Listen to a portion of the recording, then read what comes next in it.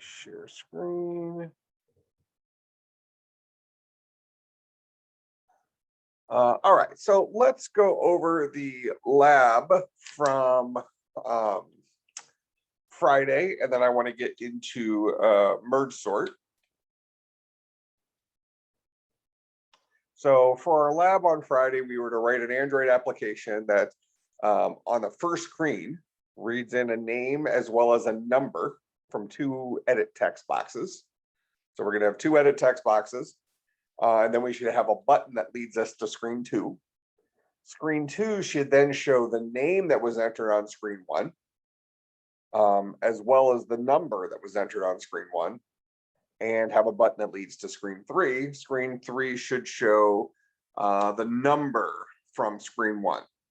So the idea is that we're practicing how do we pass things between screens. The idea here is that the number we're showing on both screen 2 and screen 3.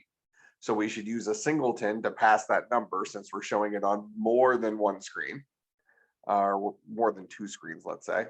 Whereas the name we're only showing on screen 1 and screen 2, so we're going to pass that using the put extras from our intent. So let's write this quickly. So this gave us practice working with singletons, working with multiple screens, all of that jazz. Let's see, here we go. So what I have running here is just a plain Jane Hello World starter program for Android. I just installed Android on this machine a couple minutes ago. So we have our normal plain Jane Hello World program running here. So we're going to go ahead and build out our first interface. I'm going to just click on design for that. I know some of you asked me before, but when you first install it, I think your design screen looks like this. You get both of these, you get something called a blueprint as well as a design.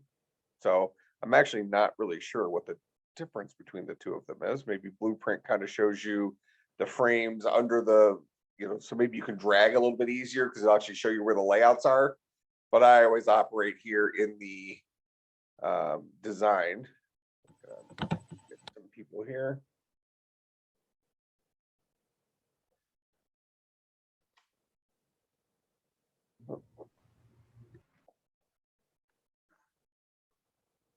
There we go. Okay. So then I go in and I change my convert view here.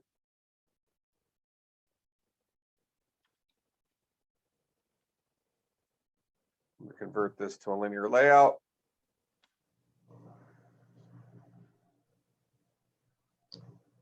I'll click on my linear layout.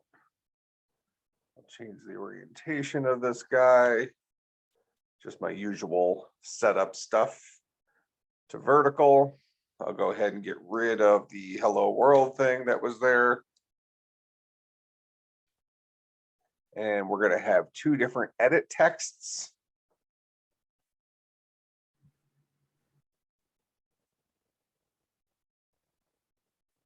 So we're going to read in a name and then a number. So you could have done this with just a plain text box for both of them.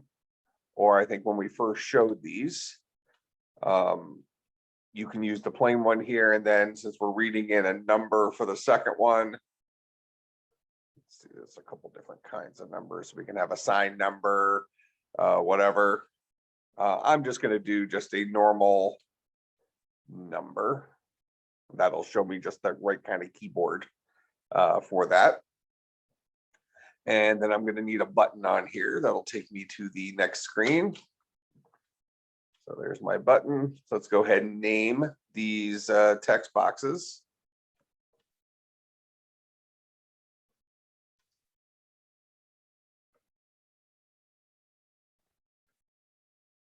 So we're going to call this guy name ET.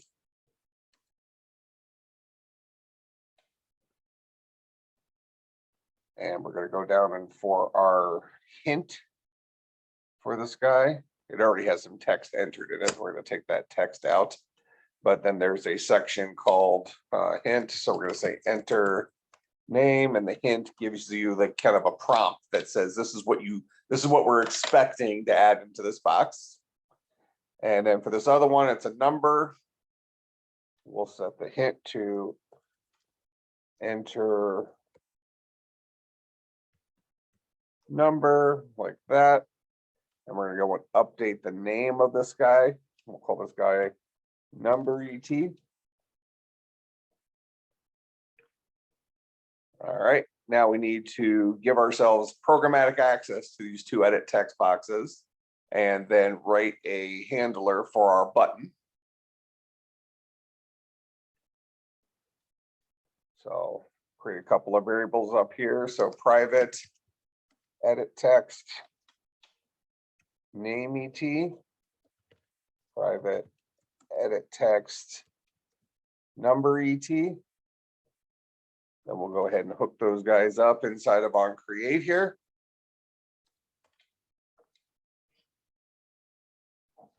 This dot name ET is equal to this dot find view by ID, r dot ID dot name ET.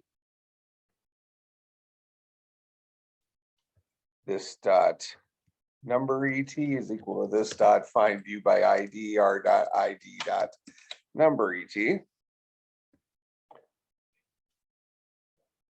Okay, so now we have those guys hooked up. Now we'll go ahead and write our handler for our button. So this is a public void on, let's call it next screen button pressed. This guy will take a view as a parameter. And what we want to do is we want to read in those two pieces of information first.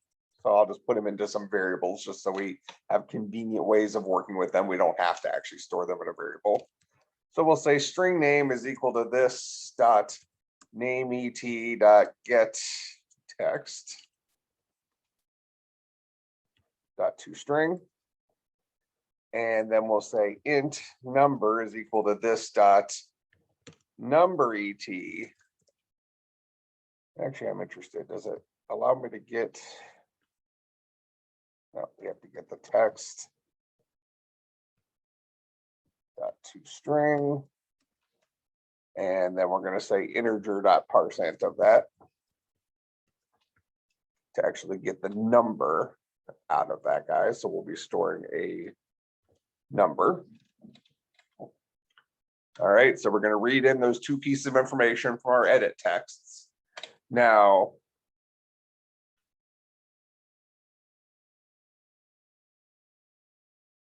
we're supposed to, let's see, screen 2 should show the name that was entered on screen 1 as well as the number. So both of these guys need to be available on screen 2. Screen 3 should just show the number. All right, so that means we want to pass the name through extras and we want to pass the number through a singleton. So we're going to go ahead and give ourselves our singleton here. Actually, before we do that, let's just hook up our button to make sure it goes to the next screen.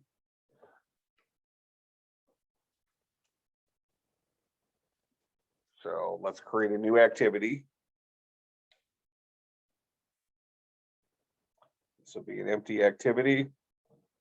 We'll call this guy screen 2.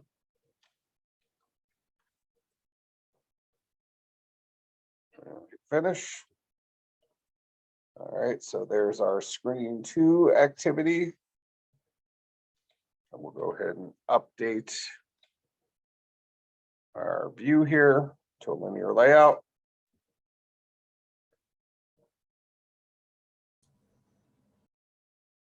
Change this guy's orientation to be vertical.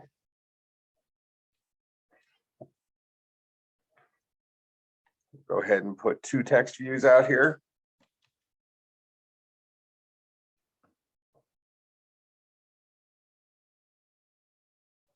This guy will be called name TV.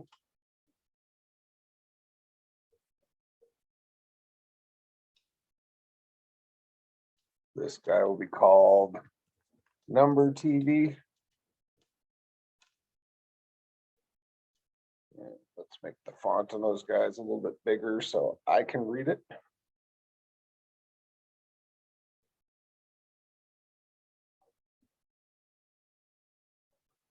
There we go. And we'll empty out the text on both of those guys. And then we'll give ourselves a button to get us to screen 3.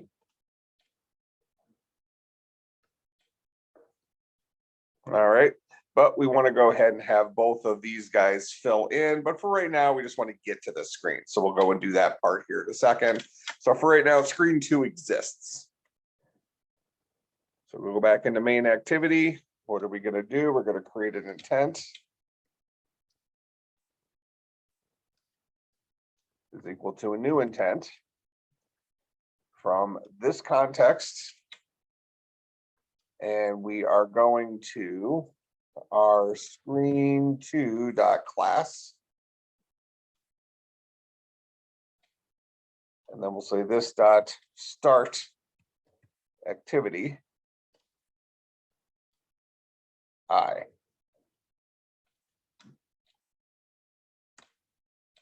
So when we click the on next screen button, we'll read in the name and the number. For right now, we're not actually passing them to any other screens. We'll do that here in a second, but we're going to create our intent and then we'll start the next screen. So let's go and tell this button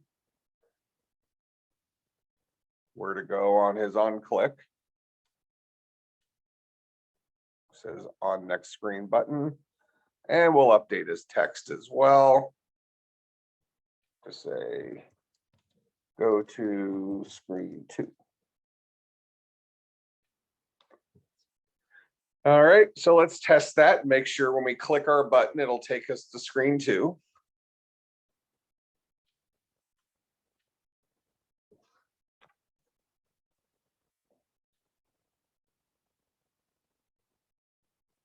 All right, reason it crashed right now, let me, here, we'll just run it again real quick.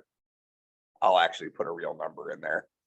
It tried to do a parse int of nothingness, so I'll put a 5 in there and I'll just beat on the keyboard for a second.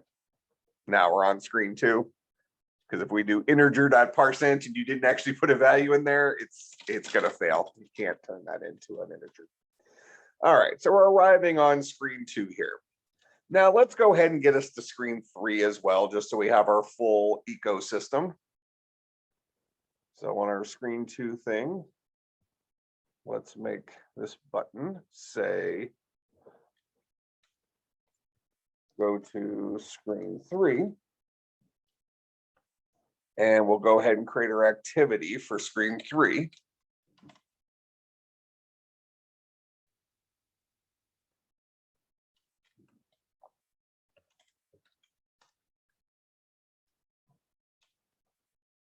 So here's screen 3.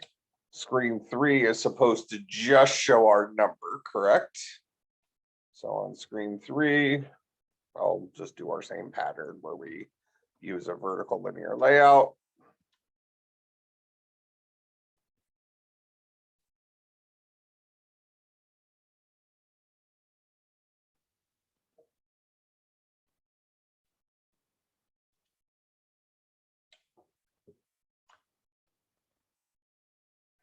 Okay. And then we go, and we're going to have a text view. And we'll go ahead and name this guy Number TV.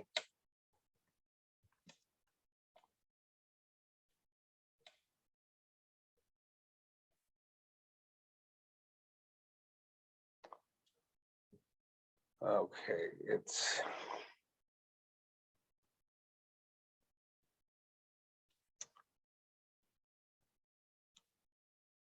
I'm actually interested. I don't think that's going to actually be a problem.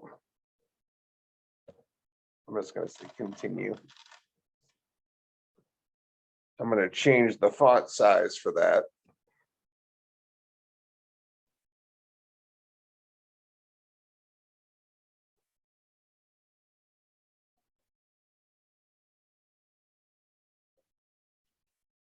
Okay. And let's just have that button from screen 2 get us to screen 3 now.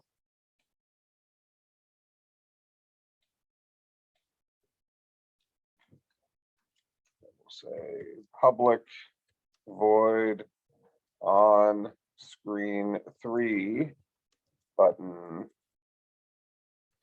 pressed.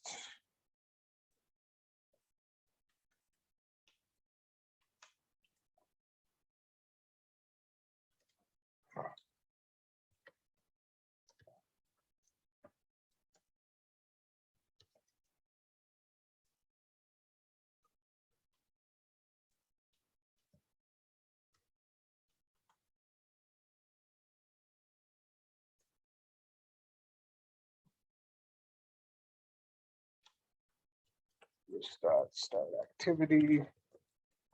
All right, so that should get us to screen 3. So on screen 2's design, we'll go ahead and set the on click for that guy to on screen 3. And then screen 3 just has our number TV. So let's make sure that these guys work so far. So main activity takes us to screen 2, screen 2.java, on screen 3 button takes us to the next screen. And then screen 3 should just show us this. So let's make sure we're navigating fine for now.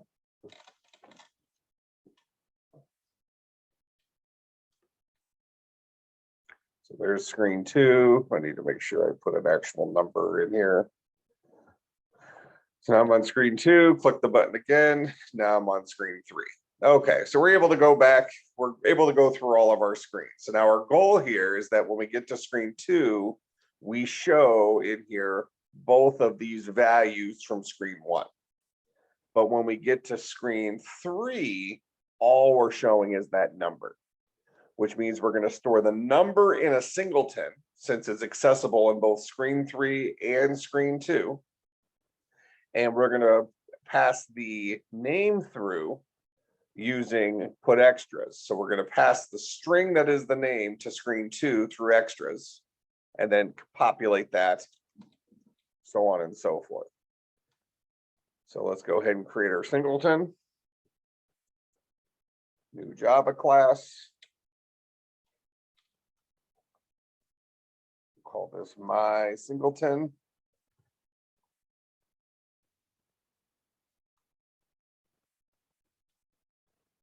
And inside here, we'll do a public static.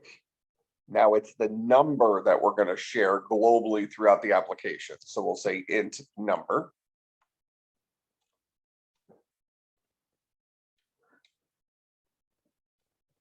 So then here on main activity, before we launch our second screen, we're going to go ahead and say my singleton.number is equal to number. That's how we'll share the number with the entire application. But for our intent, we're going to say I.put string, put extra. And we'll call this guy name. And the value we'll pass is our name. All right, so we got the number. We stored the number in our singleton. We got the name. We're putting the name into our intent because we're only going to share it with that second screen.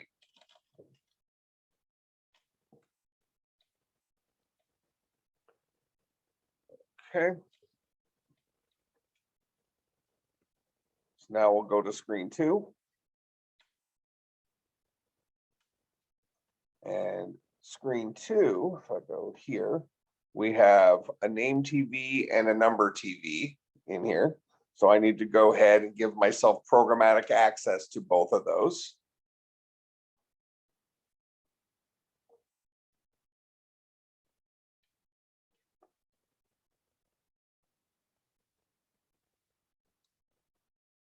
And I actually only am going to use them inside of onCreate, so I don't need to make them global. I can just put them in here. So I'll say I have a text view.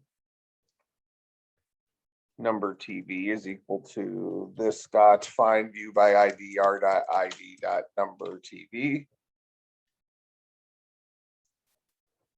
And then I have another text view.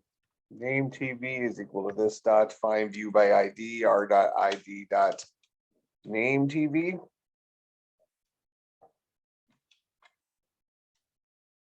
And then I want to go ahead and populate those.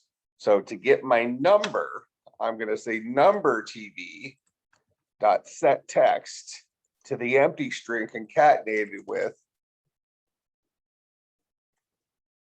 my singleton dot number.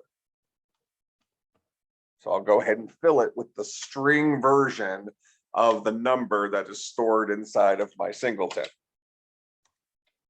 For the name TV, I'll set the text to this dot get intent dot get string extra named name. All right, I passed the number through my singleton, but I passed the name through my extras in the intent.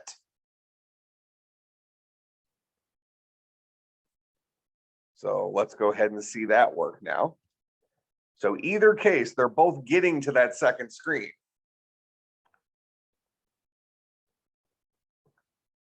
They're just getting there by two different ways. So I'll go ahead and I'll say Mike here, and then I'll say 13.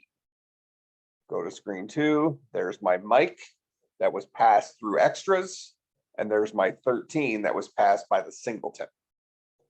So now when I go to screen 3, I want to go ahead and give myself programmatic access to this guy, and I want to get the number from my singleton. So rather than having to package it again in my extras, when I go to screen 3,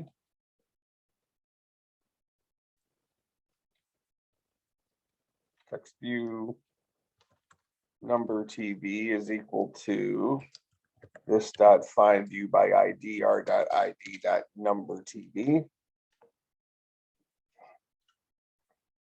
And I'll say number TV dot set text is equal to my singleton dot number. And I want to concatenate that onto the empty string.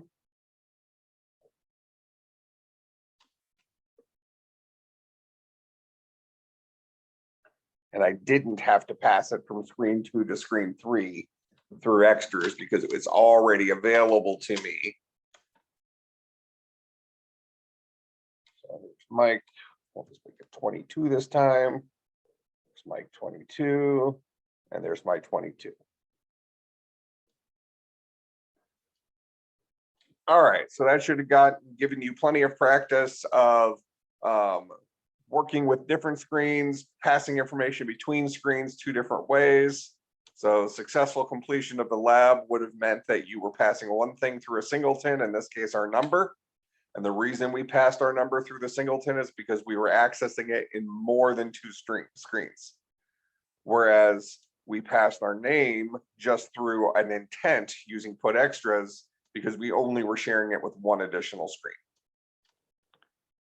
All right, so questions about that?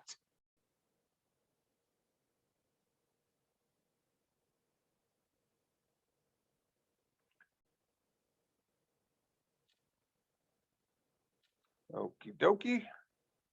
So with that in mind,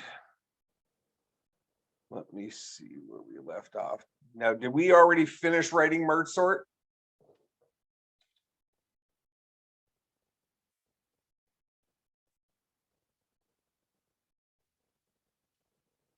Yeah, I'm pretty sure we finished it. Okay, we finished writing merge sort. Okay. So the next thing we want to do then is threads. I know I said at the beginning of class we were doing merge sort, but I lied. So we have not done threads, correct? All right. We're going to talk about interfaces through threads. let me do this. And I'm updating the keynote through Apple's website, but it should update on your slides as well. I'll be able to grab my laptop tomorrow.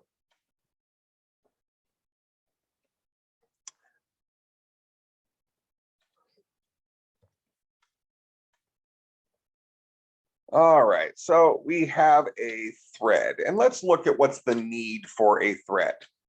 So actually, before we say threads, let's talk about blocking. And we've seen this before. I'm going to actually show us like an example of it here in a few minutes. But blocking code is code that does not allow us to get to the next line until the current line of code has finished. And we're going to say that most lines of code are blocking code. And let's see this through an example. So we'll go and we'll break our program we just wrote real quick.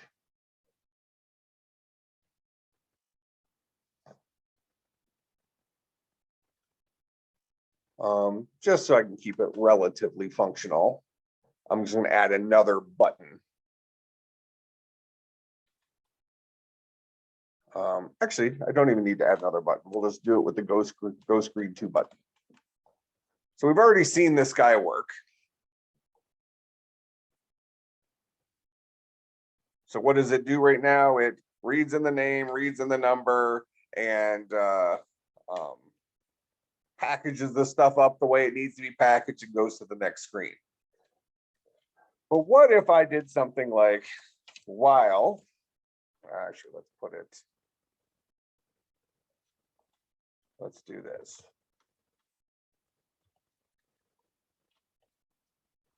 While true, so we're going to put an infinite loop in here. We'll say this dot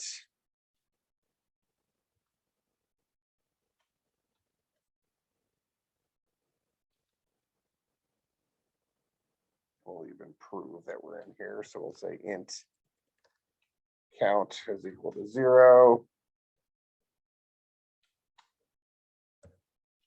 This dot name et set text equal to the empty string concatenated with count, and then we'll say count plus plus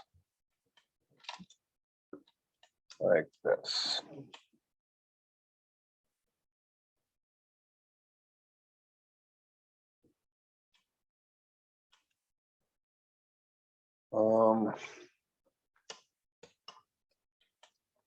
Let's, instead of saying infinity, why don't we say 100,000, million, 10 million, 100 million, a billion. All right, big number. All right, so this is not an infinite loop, but it's a loop that's going to run for a while. All right, so right in the middle here, before I actually did the stuff of packaging it up and going to my next screen, I put some code here that's going to sit here and it's going to keep doing its thing in here over and over and over and over again, effectively blocking me from getting to this line of code. So I actually won't get to my next screen anytime soon. Technically, I'll eventually get there after I've gone through here a billion times. All right, but that's going to take longer than class has left by a good margin. So we're not actually going to get to that second screen because I have code here that's doing something. And let's go ahead and prove that to ourselves. Oh, wrong button.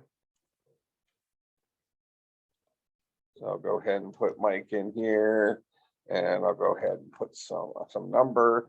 Now I'm going to click on go to screen 2, and now it's running in the background, and it's actually trying to update because I'm changing the contents of my one of my edit texts here, but because it's happening so fast, my interface isn't getting a word in edgewise. And now it's thinking, so I could tell it to wait. It did not crash. It just says, hey, look, your application's not really responding to anything because there's something in the background, in this case, a loop that's going through 1 billion times trying to do stuff.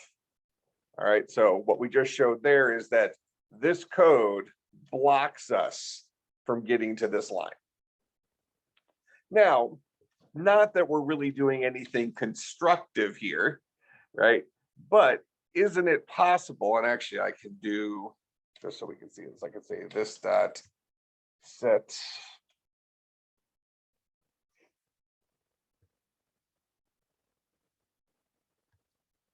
notify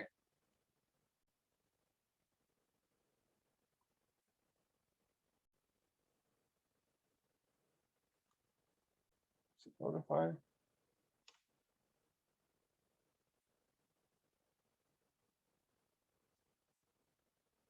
One of these tells the screen to update itself. It's not important. So we're just forcing an issue here. We clearly saw it was blocking. We didn't get to this next line, right? All right. So what if we said, you know what, whatever this logic is, it is important. For example, it is important, and I want this logic to occur, but I don't want it to happen at the cost of making my program not run any longer. All right. So we have code that blocks here, and we want it to act as if it is not blocking. That's what we're trying to accomplish here. All right, so we'll come back in here. All right, so any questions on what blocking code means? Most of the code we've seen before is blocking code. Line 3 has to finish before we can get to line 4. Usually line 3 happens really, really quickly and we get to line 4 immediately, but it still technically blocked us for the duration of however long line 3 took before we could get to line 4.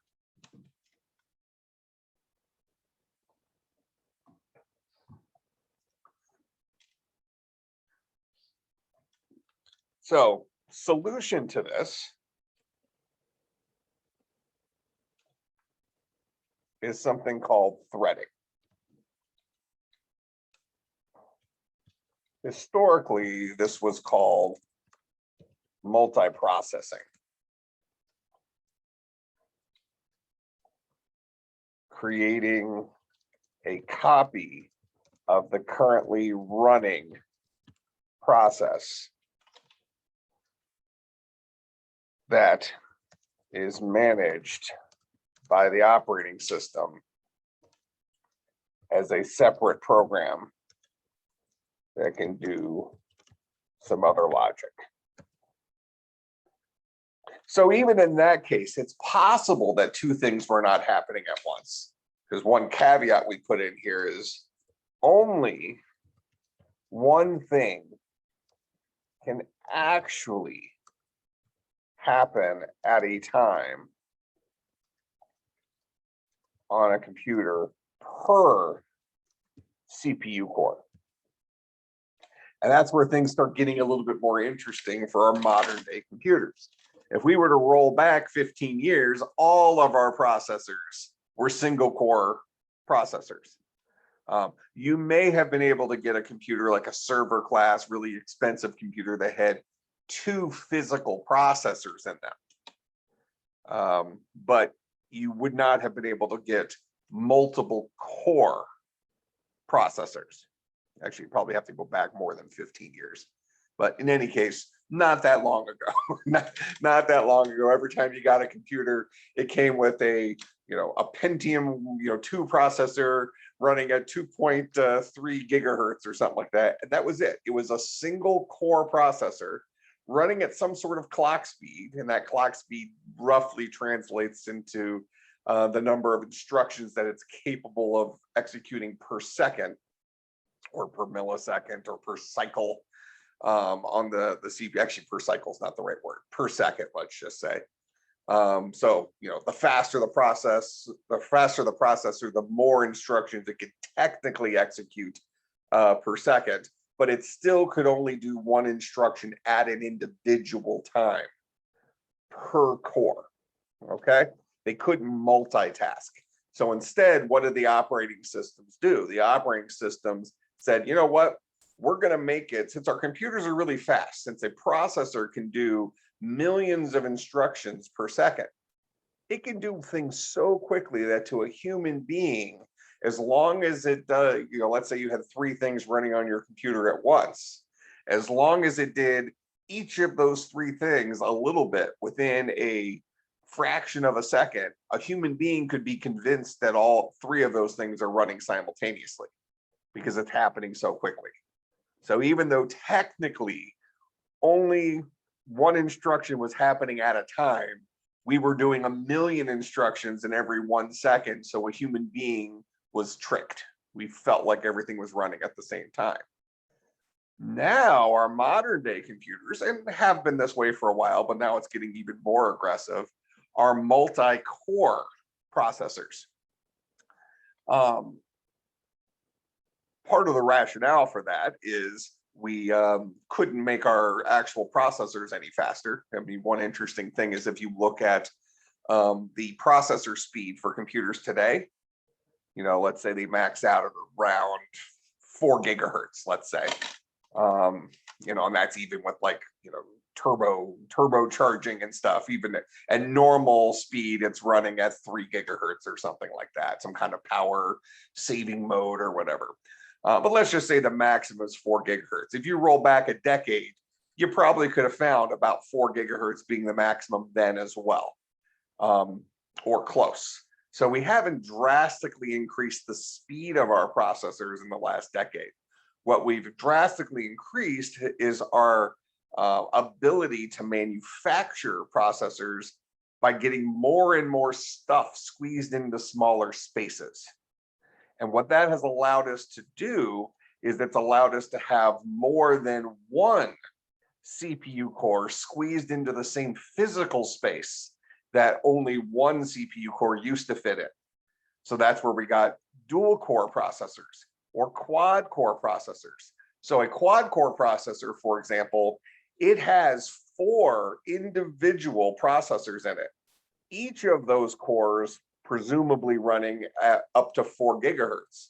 But that means that that particular processor can technically do 4 things at once, because there were 4 physical workers on that processor. All right. So historically, even when we had single core processors, we had multi-processing operating systems that did what I mentioned before. They took advantage of how fast the CPU was and said, you know what, we're just going to do things really, really, really, really, really fast. And the end user won't be any wiser. They'll think everything's happening simultaneously, even though technically only one of their applications was getting any CPU time at any individual point in time. Today, if you have a quad core processor, technically up to 4 of your running applications on your computer can be getting some CPU time at the same time. If you have a 6 core or an 8 core processor, they do the same thing. Things get a little bit more interesting when you get into your mobile devices. So like my Samsung Note 20 phone has a octa-core processor in it. So it's got 8 processors, but some of the processors are running at different speeds than other processors. If you're playing video games, you want that running on your fastest processors.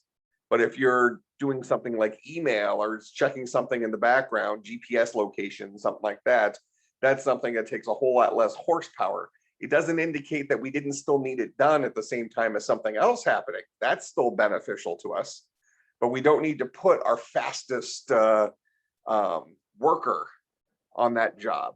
So a lot of our modern mobile devices, to preserve battery life, they come with multiple core processors, but some of the cores run at faster speeds than other cores. All right, so that's more of a strategy type thing. So what we just kind of mentioned is this top level idea that in modern operating systems, we have a strategy very similar to what we do in real life, of balancing the work that needs to get done among multiple workers. And in some cases, like mobile, not all those workers are created equally. On the football field, we still need the water boy, referencing the movie, I guess. We still need the water boy. Now, the water boy might not be at the same level of athleticism, the same speed as the quarterback, but he still performs an important task that needs to get done. Okay, so the water boy is doing their task in the background at a reasonable speed, while as the quarterback is performing things at a higher speed on the field. Both of them are performing their tasks though simultaneously.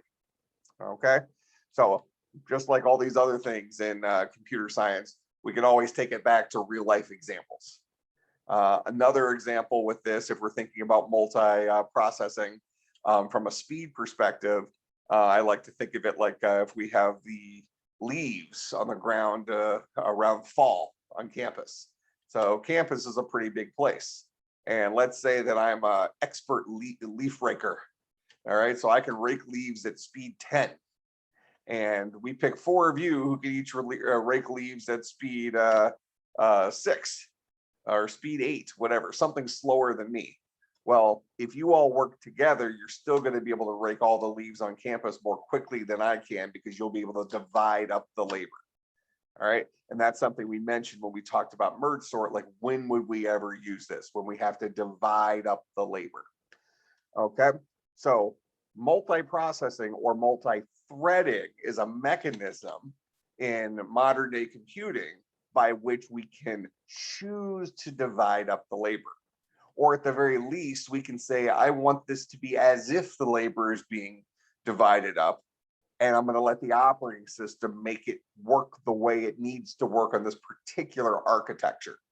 And what that means is we can, as programmers, we can write our program to be multi-threaded in hopes that this program will ultimately get run on a multi-core CPU. So technically more than one thing can actually happen at once.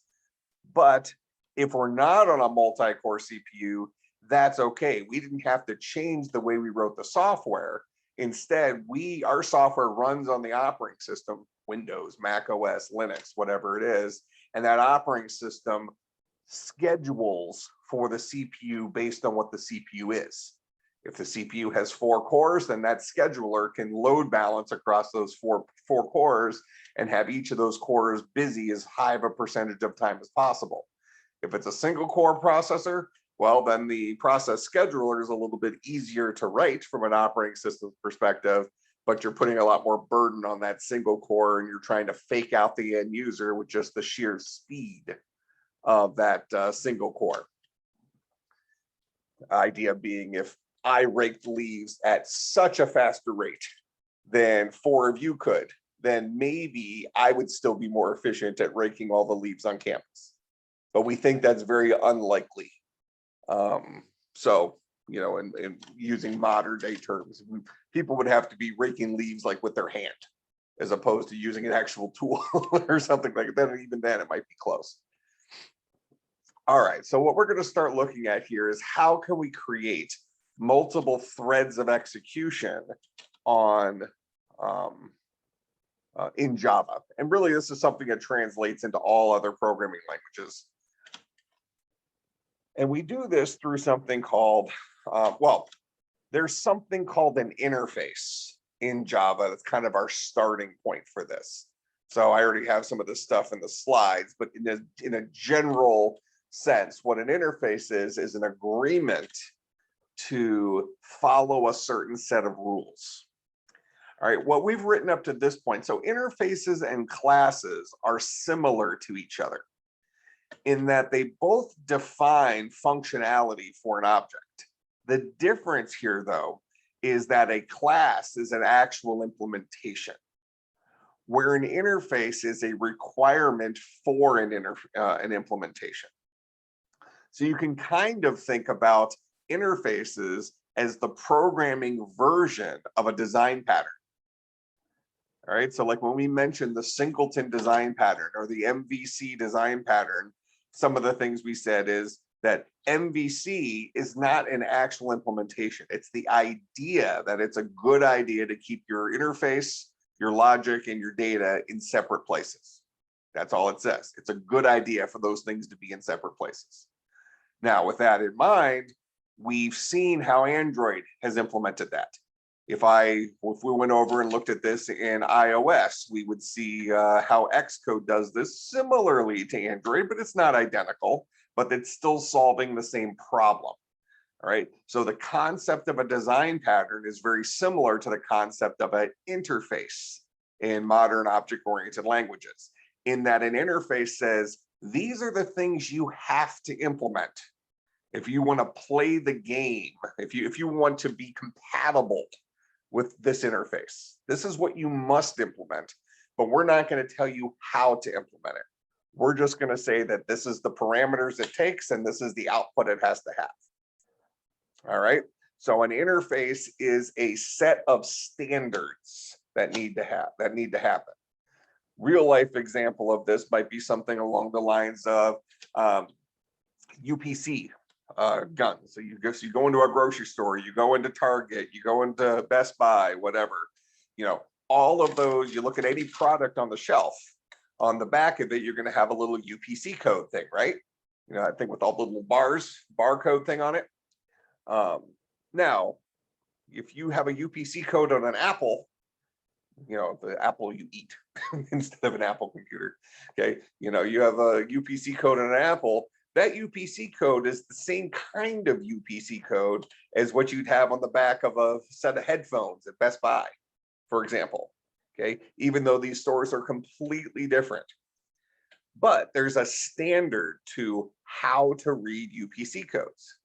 So when and it's entirely possible if you go into Meijer and you see one of the stock people scanning an item at the in one of the aisles to see, do I need to restock this item? Do we have more in the back? That type of thing. They have a little gun, they scan it, and they look at the screen on it, and it gives it some information about their inventory or whatever. All right. But that gun, let's say that gun was made by company X, because that's where Meijer buys their UPC guns from, scanner guns from.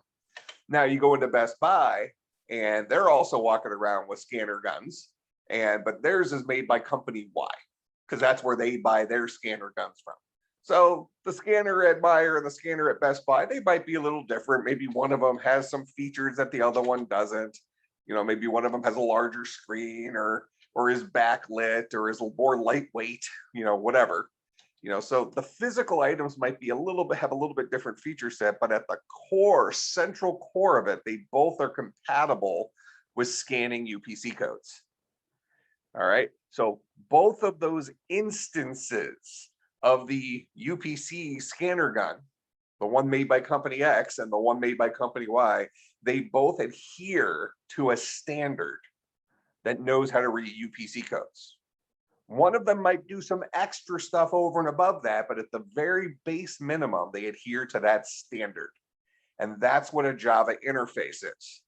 Okay, a Java interface defines the standard that those things need to follow. So where we'll start on Wednesday is with the Runnable Interface for threads. Start here on Wednesday.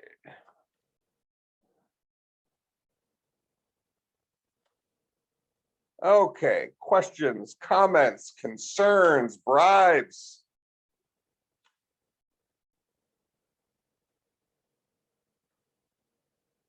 Okay, I will see everybody on Wednesday.